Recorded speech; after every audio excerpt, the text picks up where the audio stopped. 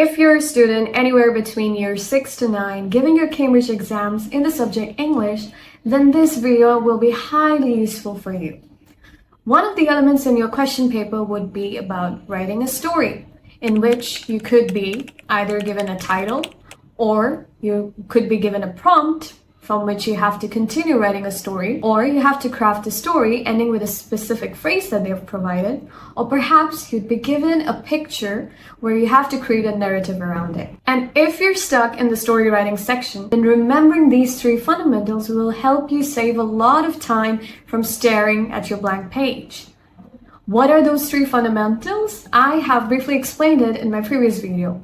These are writing about a character whose goal you know, adding specific details over generic descriptions, and creating tension instead of simply listing actions. In this video, I'll show you exactly how I use these fundamentals to craft a story and help you understand the thinking process that you could yourself apply while you're writing. The best way to remember them is using the mnemonic CTD: character, tension, details. So the first thing I do before I write a single word, I'm going to think, who is this story really going to be about and what do they want? So I'm with a time limit in the exam and I do not want to invent a really complicated backstory.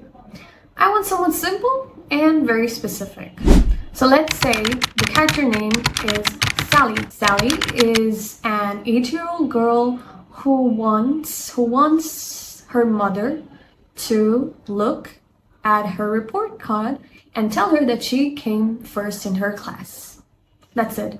Very simple. Already I can sense some tension here. What if the mother doesn't notice? What if something else that's important takes over the moment? That is where the story lives. Now I want to create some tension. So I'm not going to write a very dramatic scene. I'm going to write a waiting scene. Sally comes home with her report card. She sees her mother on the phone. The call goes on and on. Sally sits at the kitchen table and she puts her report card face up, then face down, then face up again. That's it. Something is pulling us in, right?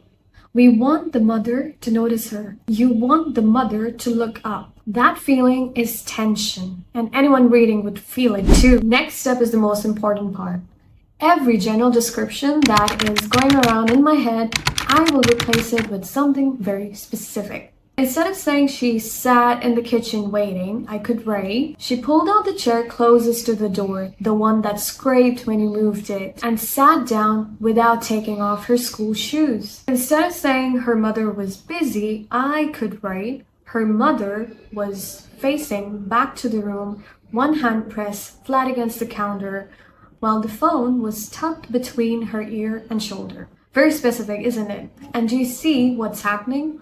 You are not just learning or hearing about Sally anymore. You're in the scene. You hear the chair scrape and you're watching the mother's back. So the specific detail isn't for some decoration. It's creating immersion. It's pulling you in. It's making you feel like you're in that exact specific situation and environment. So here's what we have, and I'll read it exactly the way it would appear on page.